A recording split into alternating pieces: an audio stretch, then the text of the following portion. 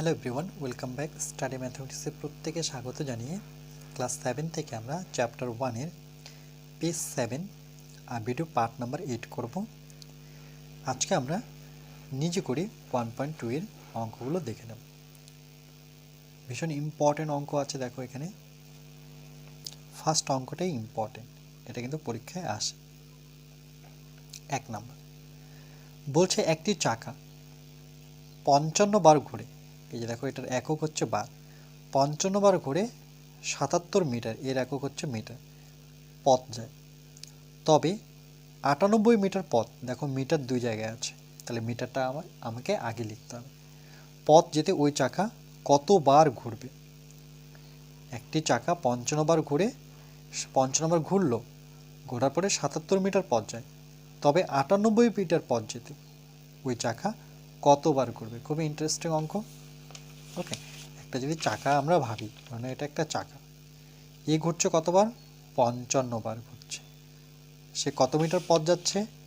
77 metre. কিন্তু আরেকটা চাকা সে 98 মিটার যাচ্ছে, বলছে কত পাক ঘুরছে, সেটাকে কত পাক ঘুরতে হবে, সেটাই হচ্ছে আমাদের প্রবলেম সলভ করা। তাহলে দেখো এখানে মিটার দুই জায়গায় আছে, মানে দূরত্ব, তাহলে এটার একক আমি প্রথমে লিখে দিই দূরত্ব। ওকে, তাহলে এখানে লিখে আমি দূরত্ব লিখলাম। দূরত্বের একক নিই, দূরত্বকে কীভাবে মাপা হয়? মিটারে, একক দিয়ে দিলাম আমি মিটার। ওকে, আর এটা চাকা, এটা চাকা, তার একক কি? বার, ঘুরে, তাহলে এটা আমি লিখি ওকে বারই লিখি, একক হচ্ছে বার। ওকে, পাশে আমি চাকা বসিয়ে দিই, যেহেতু এটা চাকার গল্প করেছে। ওকে, এককটা বার, অ্যাকচুয়ালি চাকা লিখতে হতো তারপরে বার লিখতে হতো, তো আমি লিখে দিয়েছি, থাক, এটা একটু আন্ডারলাইন করে দিলাম। তাহলে প্রথম থেকে পড়তে হবে যে 77 মিটার, তাহলে প্রথমে কিন্তু আমাকে 77 মিটারই বসাতে হবে। কতবার ঘুরছে? 55 বার, রাইট। 98 মিটার, মিটারের জায়গায় মিটার বসাবে, 98 মিটার ঘুরতে সে কতবার ঘুরবে? সর্বপ্রথম দেখি এদের মধ্যে কি সম্পর্ক খুঁজে পাই, আগে দেখি। দেখো দূরত্বটা কিন্তু বেড়েছে, যত দূরত্ব বাড়বে চাকা কিন্তু ততবার ঘুরবে। দেখো 77 মিটার, 77 মিটার যেতে 55 বার ঘুরছে, তার জায়গায় দেখো 98 মিটার যেতে হচ্ছে, তাই না? তাহলে এর চেয়ে বেশি যেতে হচ্ছে, তাহলে চাকাও কিন্তু বেশিবার ঘুরবে, তাই না? এটা বাড়লো, এটাও বাড়লো, দেখো 77-এর জায়গায় 98 মিটার আসলো, কিন্তু 55-এর জায়গায় কি বেশিবার ঘুরবে? আরেকবার বলছি, 77 মিটার পথ যেতে 55 বার ঘুরে, তাকে যদি 98 মিটার পথ যেতে হয়, তাহলে চাকাটা কিন্তু বেশি ঘুরবে। কেন? যেহেতু দূরত্বটা বেড়ে গেছে, তাহলে এর চাকা ঘোরাটাও বাড়বে, তাহলে দুদিকে বাড়ছে। দেখো তাহলে এটা কি সম্পর্ক? সরল সম্পর্ক। তাহলে আমরা এভাবে লিখবো যে সুতরাং, এক লাইন দেখিয়ে দিই, যে দূরত্ব, ওকে, দূরত্ব ও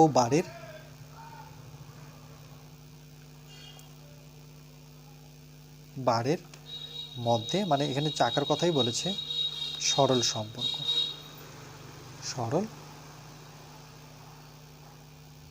সম্পর্ক। ওকে, এই লাইনটা তোমরা লিখতে পারো। এবার আমরা লিখব যে গণিতের ভাষা সমস্যাটি হলো, অ্যাকচুয়ালি এখানেও আমরা লিখতে পারতাম, এখানে অ্যাকচুয়ালি লিখতে হয় যে গণিতের ভাষা। চলো, এই লাইনটা মিসিং হয়ে গেছিলো, তোমরা একটু লিখে নিও। ওকে, যে গণিতের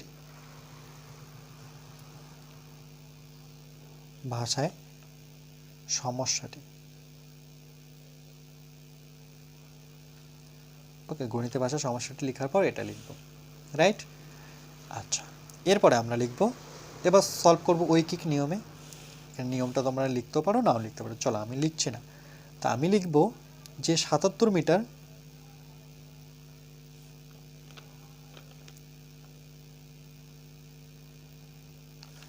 পথ, 77 মিটার পথ যেতে 77 মিটার পথ যেতে চাকা ঘোরে,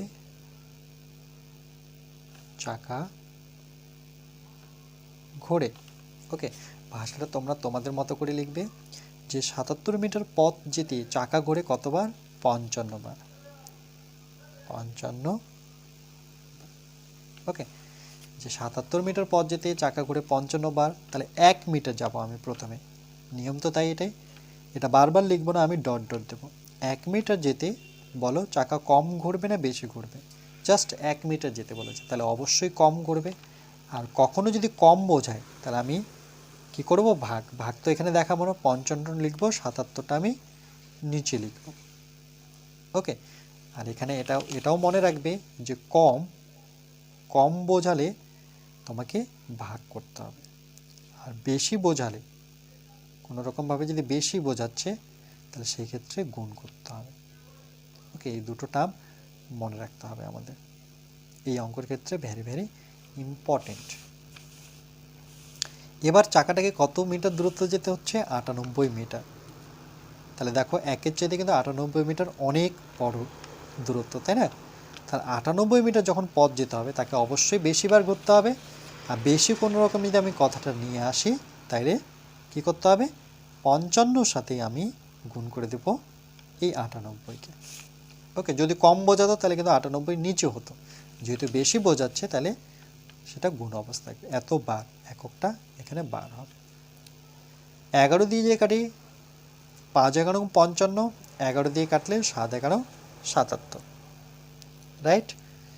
৭ দিয়ে এবার যদি কাটাকাটি করি আমি, দেখো ৭ দিয়ে যে শতককে ৭ কাটলাম, কত বেঁচে থাকলো? ৭ ৮ ৯ মানে ২ মানে ২৮, ৪ ৭ ২৮, ৭-এর ঘর নামাতে পড়ে আবার ৪ ৭ ২৮ কাটতে পারি, তাহলে ৫ গুণন ১৪ বার। এভাবে রেখে দেবো না, এটা আমরা গুণ করে নেব। ৪ ৫ করে ০, হাতে থাকলো ২। ওকে, ৫-কে ৫, ৫ আর ২ ৭ মানে ৭০ বার। তাই এটার উত্তর কীভাবে লিখব? দেখো উত্তরটা যদি আমরা লিখি যে সুতরাং যে ৯৮ মিটার, লাস্ট লাইনটা লক্ষ্য করবে, এটা ধরেই উত্তর আসবে যে ৯৮ মিটার পথ যেতে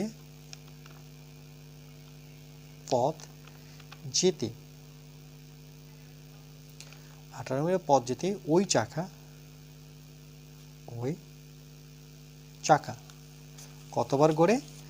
৭০ বার ঘোরে। এখানে আমি নতুন করে লিখছি না, এই লাইনটাকে আমি জয়েন করে দিলাম, তোমরা নতুনভাবে লিখতে পারো। দেখে নাও, অঙ্কটা খুবই ইম্পর্টেন্ট অঙ্ক। ওকে, স্টার মার্ক, এই অঙ্কটা কিন্তু পরীক্ষায় আসে।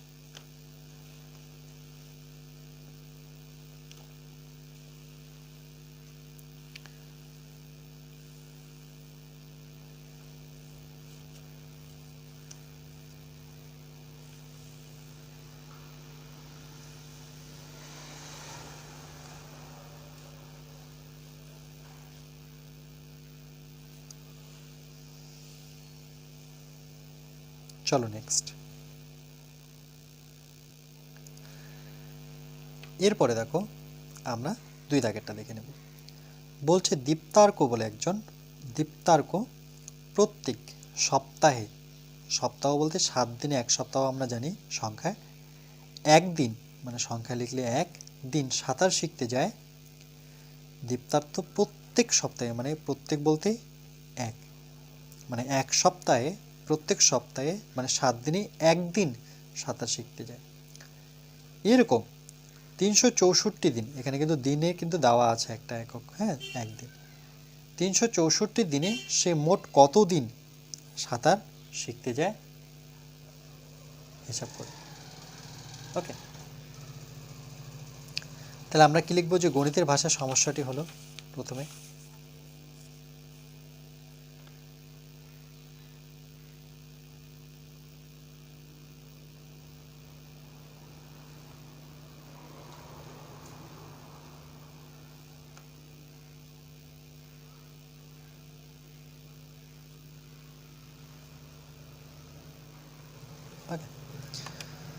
তাহলে আমরা প্রথমে কি লিখবো? দেখো আমার দিন আছে ২ জায়গায়, দেখতে পাচ্ছি যে এখানে একটা দিন, এখানে একটা দিন, আর আমাকে বের করতে হবে। আচ্ছা, এটাও কতদিন সাঁতার শিখতে, মানে সাঁতার কথাটা কোথায় আছে দেখো। আচ্ছা, দীপ্তার প্রত্যেক সপ্তাহে একদিন সাঁতার শিখতে যায়, একদিন সাঁতার শিখতে যায়, 364 দিনে সে মোট কতদিন সাঁতার শিখতে যাবে? আচ্ছা, দুটোই দিনই আছে, তো চলো আমরা প্রথমে লিখি মোট দিন। ওকে, এখানে লিখি আমরা মোট দিন, মোট দিন। আরেকটা লিখি আমরা মানে সাঁতারের দিন। ওকে, তাহলে সাঁতার শেখার দিন লিখি, বেস্ট হবে সাঁতার শেখার দিন।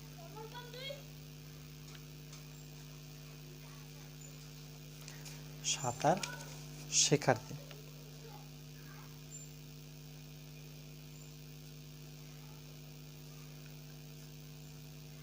ওকে, তাহলে মোট দিন প্রথমে দেখো 1 সপ্তাহের কথা বলেছে, প্রত্যেক সপ্তাহ মানে 1 সপ্তাহ, 1 সপ্তাহ মানে 7 দিন।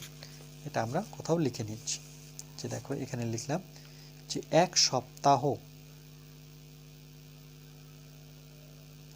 মানে কি, আমরা প্রত্যেকে জানি 1 সপ্তাহ কত দিনে হয়? 7 দিনই হয়। তাহলে আমি মোট দিনের জায়গায় আমি 7 লিখব। ওকে, আর 364 দিন এটাও কিন্তু মোট দিনই। তাহলে 7 দিনে কদিন শিখতে যায় সাঁতার? দেখো একদিন সাঁতার শিখতে যায়, একদিন। তাহলে সাঁতার শিখতে যাচ্ছে সে, সাঁতার শিখতে যায় একদিন। এভাবে 364 দিনে সে 364 দিনে সে কতদিন সাঁতার শেখে? সাঁতার শেখার দিন তার বের করতে পেরেছে। তাহলে দেখো এখানে আগে সম্পর্কটা দেখে নিই, যে প্রথমে 7 দিন ছিল, 7 দিনে শিখলো সে সাঁতার একদিন। এবার যখনই মোট দিন বেড়ে গেল 364 দিন, 364 দিনে ওকে যদি সাঁতার শিখতে হয় তাহলে কি সাঁতার সে একদিন শিখবে? সপ্তাহে একদিন, সপ্তাহে একদিন শিখছে। তাহলে 364-র মধ্যে কতগুলো সপ্তাহ আছে, তাই না? এটাকে যদি আমি 7 দিয়ে ভাগ করি তাহলে সপ্তাহগুলো পেয়ে যাব। তাহলে সে সাঁতারও কিন্তু বেশি শিখবে, দিন বেড়েছে, সাঁতার শেখার দিনও তার বেড়ে যাবে। তাহলে এটা কি সম্পর্ক? সরল সম্পর্ক। তাহলে আমরা লিখব যে সুতরাং, এখানে লিখি যে মোট দিনের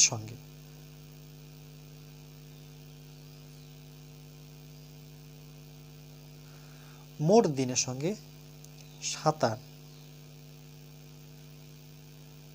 শেখার দিন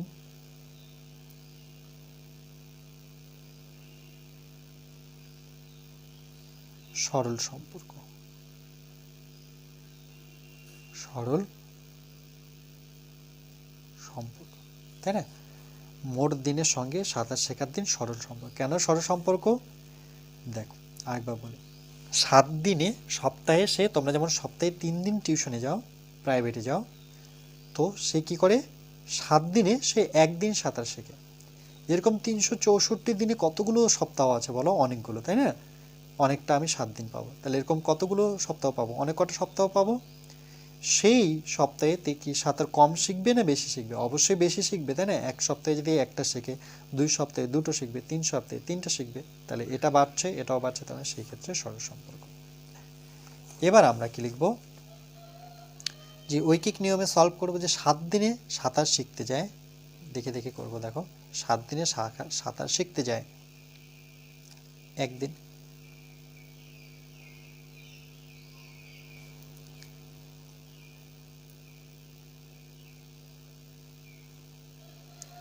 7 দিনে সাঁতার শিখতে যায়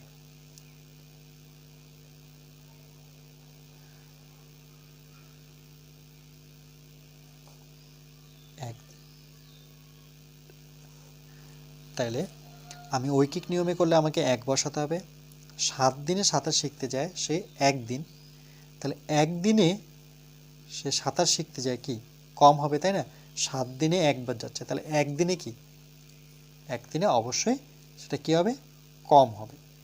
আমি যদি এটা হিসেব করি তাহলে দশমিক পয়েন্ট এরকম কিছু আসবে, যে 7 দিনে সাঁতার শিখতে যায় সেই একদিন। আমি বললাম একদিনে তাহলে কতটুকু সাঁতার শেখে? অবশ্যই কম শেখে, তাহলে 1/7 দিন। এবার 364 দিনে হিসাবটা বের করবো আমরা। 364 দিনে সে সাঁতার বেশি শেখে, কোনোরকমভাবে যদি বেশি কথাটা পাই তাহলে সেই ক্ষেত্রে আমাকে গুণ করতে হবে। কার সাথে করতে হবে? 1 গুণন 364 নিচে 7। রাইট, এত দিন। তাহলে একই অঙ্কটা দেখো 7 দিয়ে আমি কাটাকাটি করব। 7 × 7, 7 × 14, 5 × 7 = 35, একবারে কেটে দিলাম, এক বেঁচে থাকলো, মানে 7 × 2 = 14, তাহলে কত, 52 দিন। ওকে, তাহলে আমরা উত্তরটা কি লিখবো, যে সুতরাং যে 364 দিনে মোট 52 দিন, ওকে, 52 দিন তাকে সাঁতার শিখতে যেতে হয়, 52 দিন সাঁতার কাটতে যায়।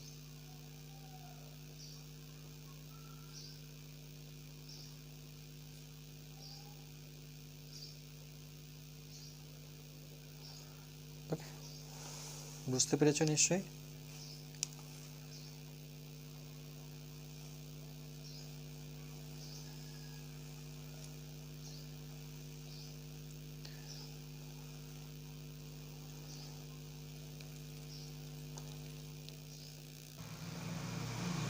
এরপরে দেখো আমরা 3 দাগেরটা করব। কি বলেছে, যে কবিতার 120টি কাগজের প্রয়োজন, মানে একটি কবিতা, আচ্ছা এখানে কবিতা হয়তো নাম হতে পারে, যে কবিতার 120টি কাগজের প্রয়োজন, প্রত্যেক দিস্তায় 24টি কাগজ আছে। প্রত্যেক মানে একটি দিস্তার কথা বলেছে, প্রত্যেক কথার অর্থ হচ্ছে একটি দিস্তায় 24টি কাগজ আছে, কবিতা কত দিস্তা কাগজ কিনবে। তাহলে আমাকে দিস্তার সংখ্যা কিন্তু বের করতে হবে, আর এখানে কাগজের সংখ্যা কিন্তু দেওয়া আছে। দেখো টি এককে যেগুলো আছে সেগুলো হচ্ছে 120টি কাগজের প্রয়োজন, আর 120টি কাগজ, মানে কাগজটা দেওয়া আছে, আমাকে দিস্তাটা বের করতে হবে। তাহলে আমরা প্রথমে লিখব গণিতের ভাষা সমস্যাটি একই রকমভাবে।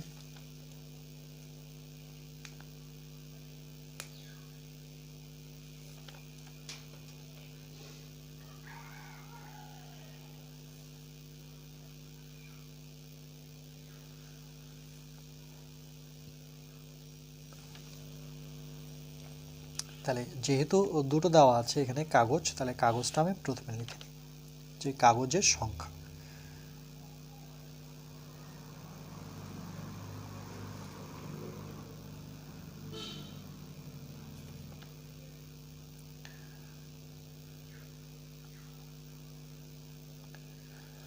তাহলে এই পাশে কি লিখবো, এই পাশে লিখবো আমরা দিস্তার সংখ্যা,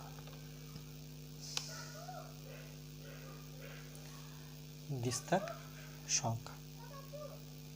ওকে, ঠিক আছে।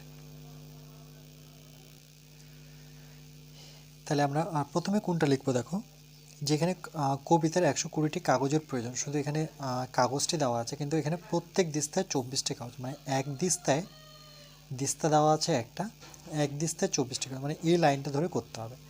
তাহলে কাগজের জায়গায় আমরা লিখব 24, কাগজের সংখ্যা হচ্ছে 24।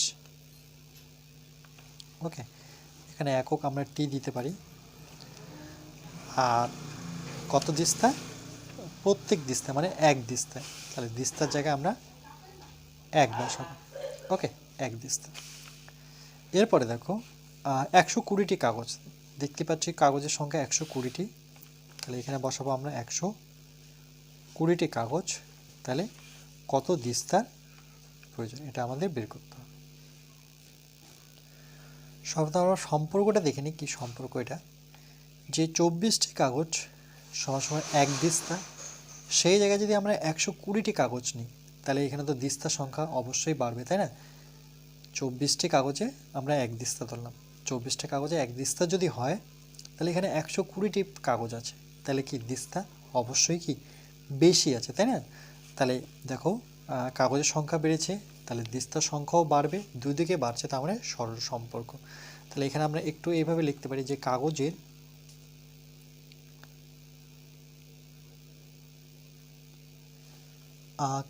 সংখ্যা বাড়লে, এভাবে লিখতে পারো তোমরা, কাগজের সংখ্যা বাড়লে দিস্তার সংখ্যাও কিন্তু বাড়বে।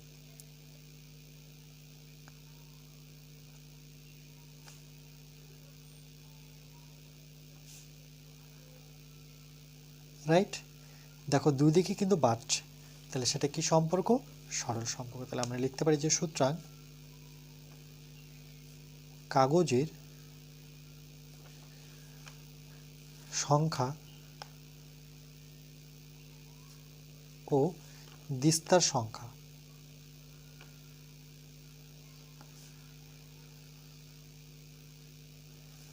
দিস্তার সংখ্যার সরল সম্পর্ক।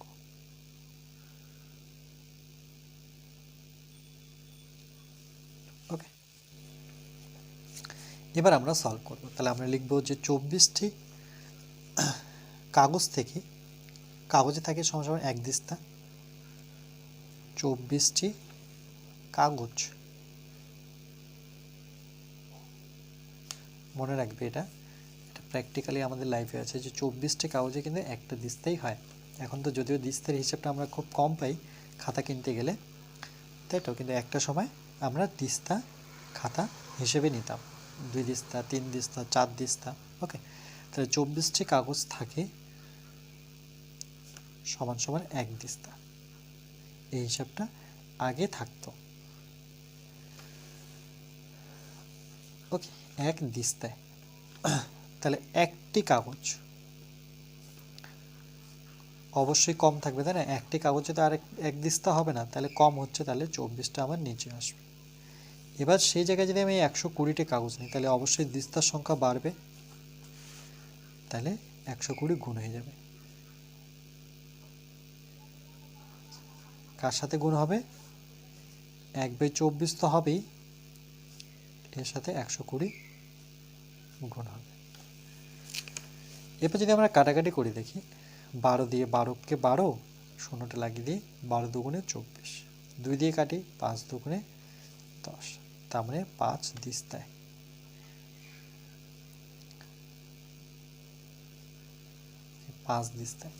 তাহলে আমরা উত্তর লিখব যে সুতরাং কবিতা 5 দিস্তা কাগজ কিনবে।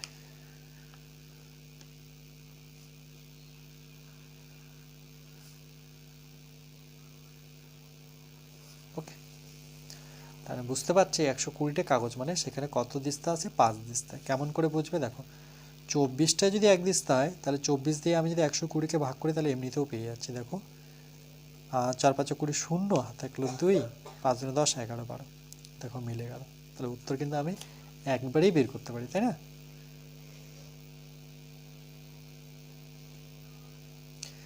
যেমন 12 মাসে 1 বছর, তেমনি দিস্তার ক্ষেত্রে 12টি কাগজ মিলে এক দিস্তা হয়। এটা একটু তোমাদের মনে রাখতে হবে।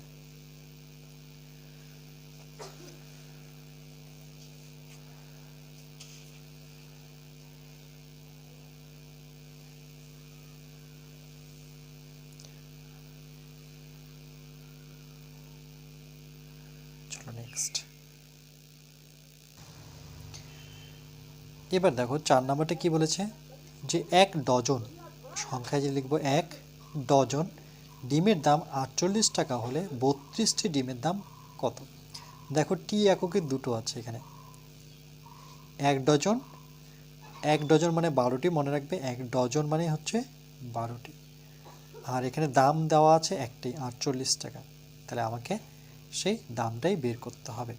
তাহলে আমরা সর্বপ্রথম লিখব যে গণিতের ভাষায় সমস্যাটি হলো, আগে নাম্বারিং করব, 4 নাম্বার,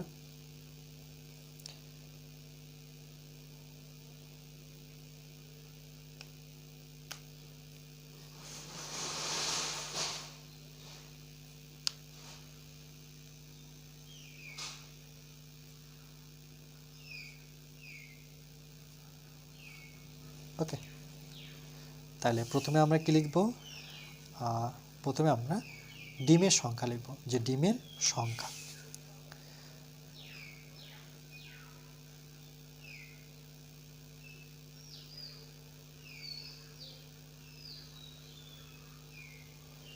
একক কি?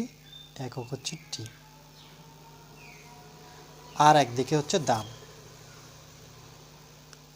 যেটার একক হচ্ছে আমার টাকা একক নিলাম। ওকে, এবার সর্বপ্রথম দেখো 1 ডজন মানে 12টি, এটা মনে রাখবো যে আমরা 1 ডজন এখানে কোথাও লিখে রাখি যে 1 ডজন সমান সমান 12টি। এটা কিন্তু মনে রাখতে হবে, 1 ডজন আমার 12টাকেই ধরি। তাহলে প্রথমেই বলে দিয়েছে দেখো যে 1 ডজন ডিমের দাম 48 টাকা। তার মানে কি বোঝাচ্ছে যে 12টি ডিমের দাম কত? 48 টাকা, রাইট। এরপর বলেছে 12টি ডিমের দাম যদি 48 টাকা হয়ে থাকে তাহলে 32টি ডিমের দাম কত? 32টি ডিমের দাম কত? তাহলে আমরা সুতরাং এটা কি সম্পর্ক দেখো আগে যে দেখে নিই সম্পর্কটা। 12টি ডিম যদি 48 টাকা হয় তো তোমাকে বললো যে 32টা ডিম নিয়ে আসো, তাহলে টাকা বেশি দিতে হবে। দেখো ডিমের সংখ্যা বেড়েছে, তোমার টাকার সংখ্যাও বাড়বে, তার মানে এটা সরল সম্পর্ক। তাহলে আমরা লিখব যে ডিমের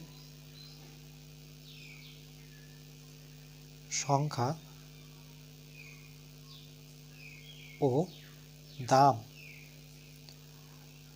সরল সম্পর্ক, সরল সম্পর্কে আছে।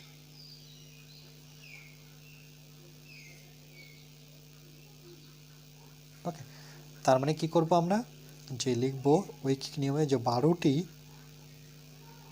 এটা টি একক, 12টি ডিমের দাম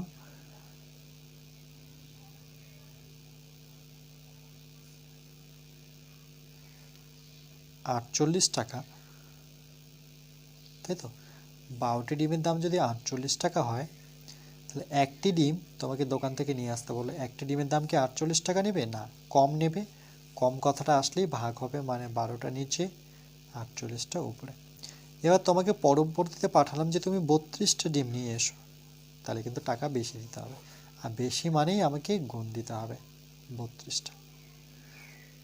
ওকে, এবার দেখো আমরা যদি কাটি 12 × 12 = 24, 3 × 34, 4 × 12 = 48, তাই না? তাহলে 4 × 32 মানে কত দাঁড়াচ্ছে? 4 × 2 = 8, 3 × 4 = 12, মানে 128 টাকা দিতে হবে আমাকে 32টা ডিম কিনতে। আমার 32টি ডিম কিনতে আমার 128 টাকা দিতে হচ্ছে দোকানদারকে। তাহলে আমরা লিখব যে 32টি ডিমের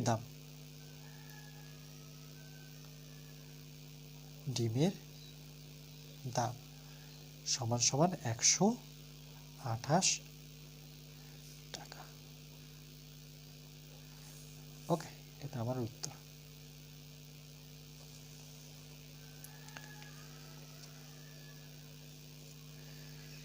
বুঝতে পেরেছো নিশ্চয়ই? খুবই সহজ নিয়মে করালাম।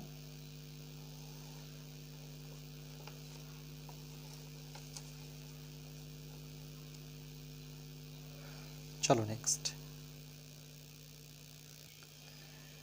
এর পরের অঙ্কটা দেখো, 5 নাম্বারটা কি বলেছে, যে প্রতিদিন 5 ঘন্টা কাজ করলে 30 দিনে একটি কাজ শেষ করা যায়, কিন্তু প্রতিদিন 6 ঘন্টা কাজ করলে কত দিনে? দেখো ঘন্টা দুই জায়গায় আছে, তাহলে ঘন্টাটা আগে লিখতে হবে আর দিনটা আমাকে বের করতে বলেছে, কত দিনে সেই কাজ শেষ করা যাবে। খুবই সহজভাবে করতে পারবো আমরা।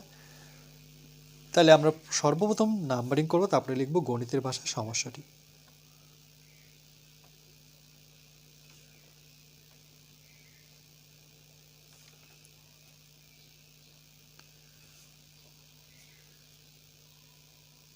ওকে, তাহলে প্রথমে আমরা কি লিখব? সময়,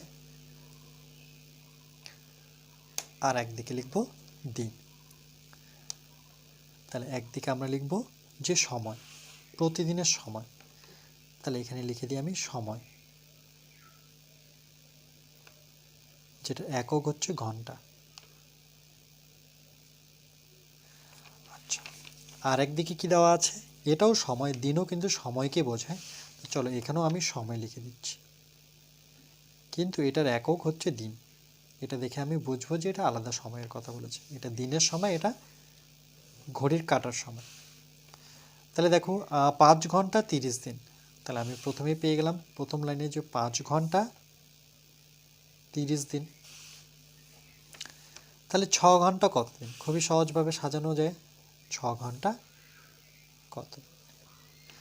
দেখো সময় আর দিনের মধ্যে দেখো কি হচ্ছে, দিন 5 ঘন্টা তোমাকে দেওয়া হলো, তোমাকে বললো 30 দিনে কাজটা করতে হবে। এবার তোমাকে সময় 6 ঘন্টা করে দেওয়া হলো। যদি 6 ঘন্টা করে সময় দেওয়া হয় তাহলে দিন কি করতে হবে আমাকে আমাকে কমাতে হবে।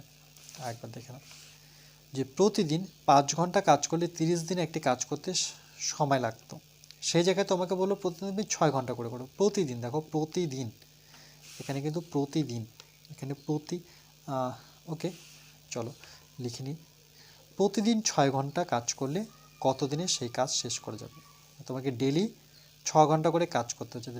ডেলি যদি আমি 6 ঘন্টা করে কাজ করি তাহলে 30 দিনে দেখো, 30 দিন আমি যখন কাজ করছি ডেলি 5 ঘন্টা করে, এবার আমি ডেলি 6 ঘন্টা করে কাজ করি তাহলে দিন কিন্তু আমার কমে যাবে, তাই না? কারণ আমি সময়টা কি বাড়িয়ে দিয়েছি, তাহলে আমার দিন কি কমবে। তাহলে আমরা লিখব যে সময় বাড়লে দিন সংখ্যা কমবে। ওকে, তো এখানে লিখতে পারি যে প্রতিদিন, যেহেতু আমি কাজটি প্রতিদিন করছি, সুতরাং প্রতিদিন কাজের জন্য প্রতিদিন কাজের সময় যদি বাড়ে, দেখো বেড়ে গেছে, 5-এর জায়গায় 6 আসছে, বাড়লে এটা ভালো মতো বুঝবে, দিন সংখ্যা কি হবে কমবে, দিন সংখ্যা কমবে। ওকে, যেহেতু সময় বাড়িয়ে দিয়েছি আমি, তাহলে দিন আমার কমে যাবে। তাহলে দেখো একদিকে কিন্তু বাড়লো আর একদিকে কমলো, তাহলে বাড়লো আর কমলো সেটা কি সম্পর্ক? ব্যস্ত সম্পর্ক। তাহলে আমরা লিখব যে সুতরাং প্রতিদিন কাজের সময়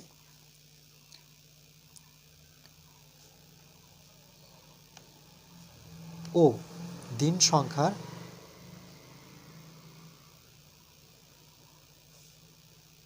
ব্যস্ত সম্পর্ক।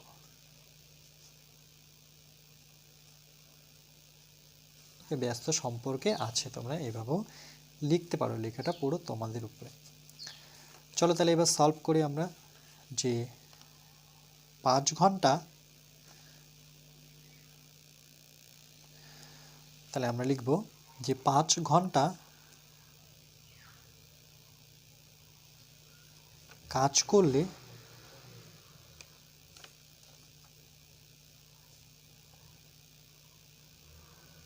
ওকে 5 ঘন্টা কাজ করলে দিন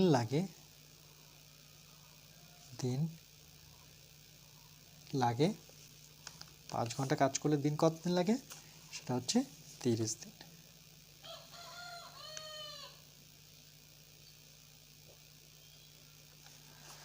তাহলে 5 ঘন্টা কাজ করলে তার সময় লাগে 30 দিন। আচ্ছা, এখানে যদি সামনে প্রতিদিন লিখি তাহলে বেস্ট হবে, যে প্রতিদিন।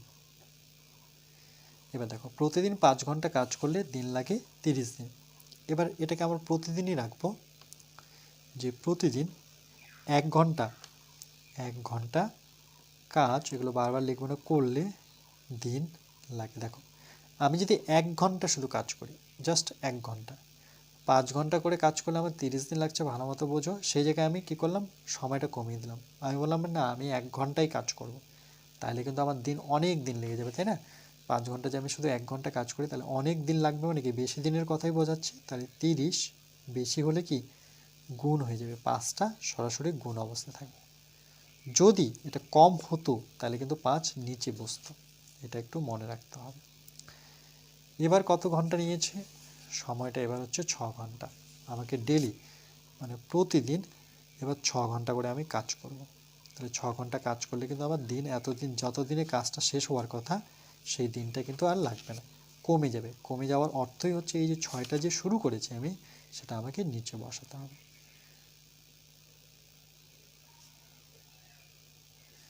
6 দিয়ে কাটাকাটি করি, 5 6 30, তার মানে থাকছে 5 গুণন 5 এতদিন, গুণ করলে আমি কত পেয়ে যাব? 5 5 25 দিন। ওকে, তাহলে এটার উত্তর সুন্দরভাবে লেখা যায় যে সুতরাং যে প্রতিদিন 6 ঘন্টা,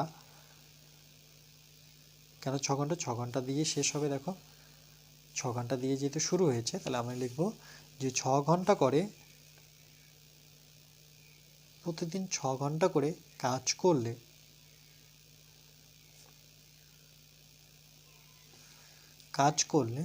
প্রতিদিন 6 ঘন্টা করে কাজ করলে কাজটি করতে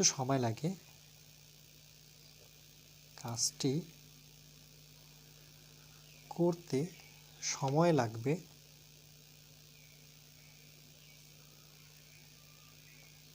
কতদিন? 25 দিন। বুঝতে পেরেছো নিশ্চয়ই?